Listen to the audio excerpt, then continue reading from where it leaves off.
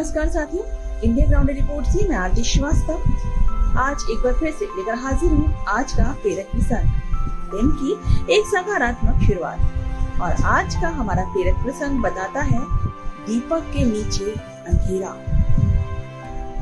एक समय की बात है, गुरुजी अपने शिष्यों को ज्ञान की बातें बता रहे थे और उनकी समस्याओं और प्रश्नों का जवाब भी देते जा रहे थे।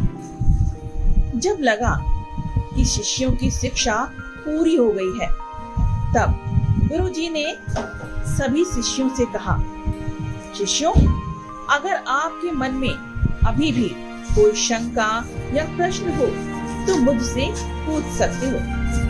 गुरुजी की इस बात को सुनकर एक शिष्य ने, जो गुरुजी के पास काफी लंबे समय से रहता था और वो अपने आप को बहुत ही ज्ञानवान भी समझता था, उसने सवाल किया, गुरुजी, आप मुझे बताइए कि चांद में दाग क्यों होता है, और ये भी बताइए कि दीपक के नीचे अंधेरा क्यों होता है।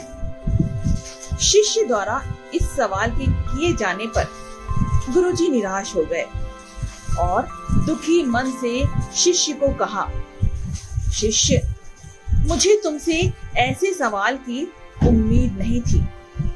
तुम मेरे साथ रहते हुए बहुत समय हो गया है,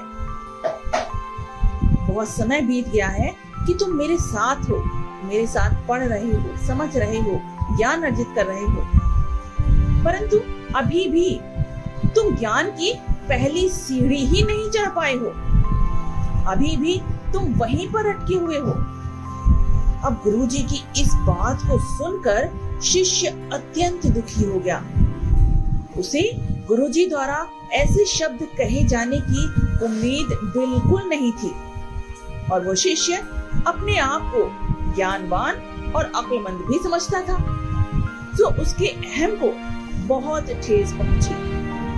उसने गुरुजी से कहा, गुरुजी, मैं इतने समय से आपसे ज्ञान अर्जित कर रहा हूँ, आपके साथ रहकर इतना कुछ ज्ञान की बातें मैंने सीखी हैं, फिर भी आप मेरे सवालों का ऐसा उत्तर दे रहे हैं। आपके इस उत्तर ने मुझे बहुत ज्यादा दुख पहुंचाया है गुरुजी।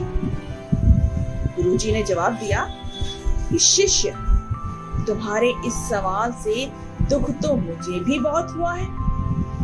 काश इन सवालों की जगह तुम ये पूछते, गुरुजी, चांद में इतनी चांदनी क्यों है और दीपक में इतनी रोशनी क्यों है?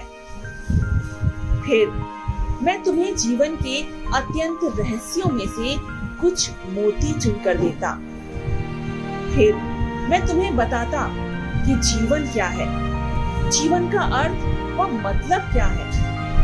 क्योंकि जब तुम किसी की अच्छाइयों को छोड़कर उसकी बुराइयों पर ध्यान देते हो या उसके विषय में चिंतन करते रहते हो, तो जाने अनजाने ही सही, परंतु उन बुराइयों के कुछ हिस्से को अपने अंदर भी उतार लेते हो।